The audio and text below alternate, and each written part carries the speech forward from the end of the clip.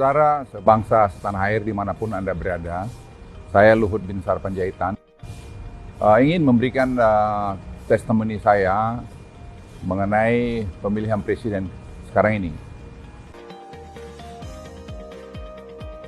Saya kenal sekali calon presiden dan calon wakil presiden ini, karena menurut perkenalan saya misalnya dengan Pak Prabowo, saya sudah berkenalan mungkin hampir 40 tahun ya, berteman dan bekerja bersama-sama, dan saya melihat kinerja Pak Prabowo. Tentu dia juga manusia yang tidak luput dari kekurangan, tapi saya ingin sampaikan bahwa dia adalah pekerja keras dan menurut saya sangat pintar, dan juga kecintanya pada NKRI ini tidak bisa dan tidak perlu diragukan. Sudah dibuktikan, itu yang penting.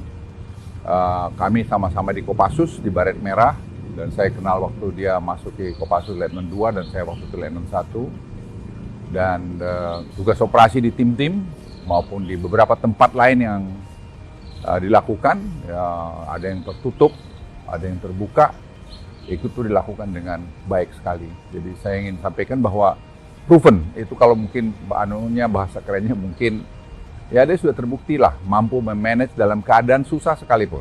Dan calon yang lain pun saya kenal, calon presiden yang lain saya kenal, terutama dalam COVID kemarin, tidak ada yang saya tidak kenal gubernur itu. Dan dalam keadaan krisis itu pun saya tahu bagaimana kiprah dari masing-masing gubernur itu.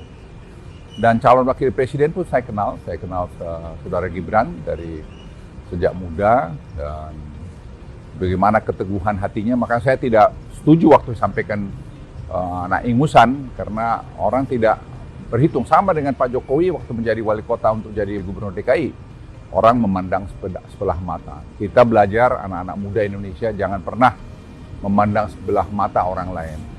Orang lain itu punya kemampuan-kemampuan tersembunyi yang tidak terlihat karena dia belum dapat kesempatan. Saya kenal Mas Gibran ini sebenarnya juga belum lama-lama amat, ya.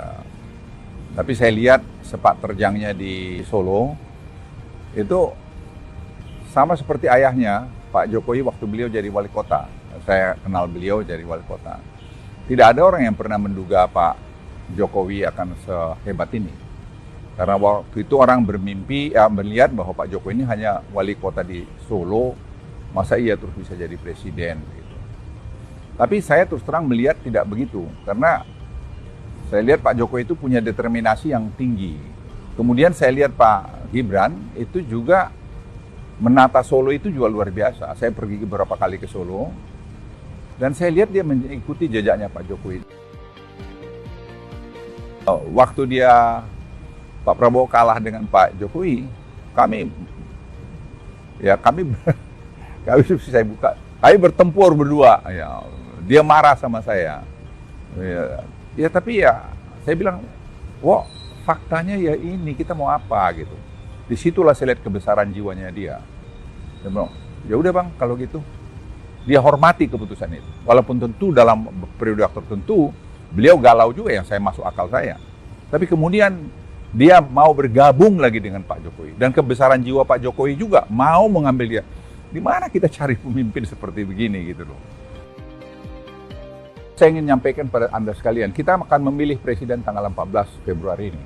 Dan satu momen yang penting buat kita menurut saya, kita tidak boleh salah pemimpin. Apa yang sudah dicapai Pak Jokowi sekarang, saya ingin katakan diakui oleh dunia. Ya, saya kemarin waktu di Singapura, banyak yang menjenguk saya, baik itu dari utusan khusus Presiden Biden, John Kerry, maupun dari pemerintah, menteri-menteri dari Singapura, dan banyak lagi yang lain datang melihat saya. Itu semua mengapresiasi terhadap ekonomi Indonesia, terhadap leadership Pak Jokowi yang mampu bernavigasi di tengah-tengah sulitnya ekonomi dunia saat ini. Kita masih inflasi di bawah 3%, ya, kita punya sekarang 44 bulan berturut-turut kita punya ekspor surplus. Itu belum pernah dalam sejarah Indonesia, dan kita melihat juga betapa sekarang current account dulu selalu defisit, sekarang sudah kita ya surplus, kadang-kadang ada sedikit negatif, tapi itu tidak menjadi isu lagi. Itu yang membuat rupiah kita di tengah-tengah terpaan naiknya the Fed misalnya tidak terlalu banyak terpengaruh. Cadangan devisa kita yang terbesar sepanjang masa 146 miliar kalau saya tidak keliru, dan tahun ini, tahun depan mungkin kita akan bisa dekat ke 200 miliar. Semua karena kebijakan-kebijakan ekonomi yang dibuat oleh Pak Jokowi dengan tim ekonominya yang menurut hemat saya itu juga tim ekonomi yang baik sekali. Ini kerjasama semua. Salah satu program yang menonjol itu adalah hilirisasi yang diakui dunia dan di teman-teman negara berkembang di Afrika sekarang mencontoh kita. Dan mereka tuh bingung kenapa Presiden Joko Widodo berani melakukan menyetop ekspor daripada raw materialnya ke negara-negara maju. Saya jelaskan, kita masalah survival.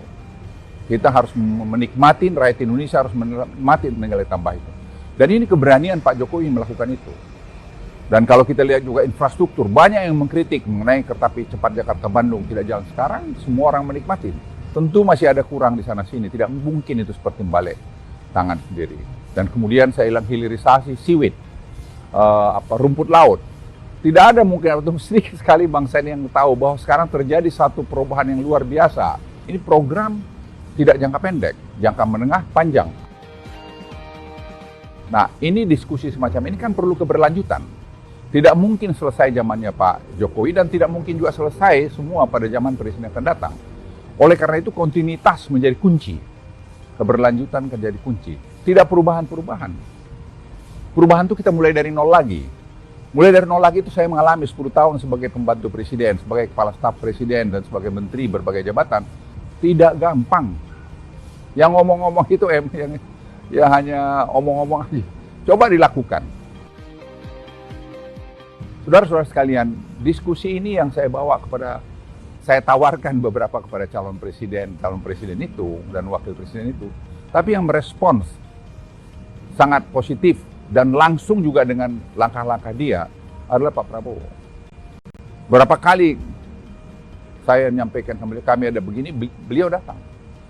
Beliau datang ke kami dan beliau mengirim timnya ke kami dan berbicara dengan tim kami. Dan beliau sangat setuju dan ini harus lakukan. Dia bilang sama saya, Bang ini harus dilakukan, harus diteruskan. Karena ini program yang sangat baik sekali. Ini saya pikir perlu presiden yang paham dengan ini dan mau melakukan ini. Jangan pula nanti robah ganti yang lain, mengganti lagi. Kita riset sampai 4 tahun mengenai seaweed ini. Atau lebih malah mungkin. Dan sekarang kalau mau dibongkar lagi, kapan kita mau maju? Ingat, bonus demografi kita itu hanya berjalan sampai 2030. Setiap tahun kita lengah, setiap tahun kita kehilangan momentum. Sehingga kita tidak bisa keluar nanti dari middle income trap, dan kita tidak bisa nanti jadi negara high income country, dan tidak bisa juga nanti kita $10.000 per kapita trajectory yang kami lihat untuk sampai 2030. Jadi ini dari saya sampaikan. Jadi saya sampaikan simpulan saya, saudara-saudara sekalian, sebangsa tanah air. Kita pilih orang yang tepat menjadi Presiden Republik Indonesia. Tanggal 14 ini tepat. Saya pribadi memilih Pak Prabowo alasan yang sangat sederhana, berkelanjutan. Dan dia punya spirit NKRI yang bagus dan dia membuktikan keberhasilan dia yang lalu. Itu tidak dapat diungkiri. Itu dari saya, pesan dari saya sekali lagi Luhut Binsar Panjaitan, pilih Prabowo karena menurut saya dia pilihan terbaik untuk presiden pada saat ini. Dan itu akan membawa kemajuan ke Indonesia dan membawa keberlanjutan Indonesia. Dan terakhir, setelah tanggal 14 kita sudah coblos, kita damai lagi, guyup lagi. Jangan lagi datang dengan kata-kata yang tidak bagus. Kita harus berdamai. Karena nanti 5 tahun lagi ada pesta demokrasi. Mari kita berpesta demokrasi dengan baik, dengan santun, supaya Indonesia ini menjadi bagus. Tidak ada yang menang adalah NKRI.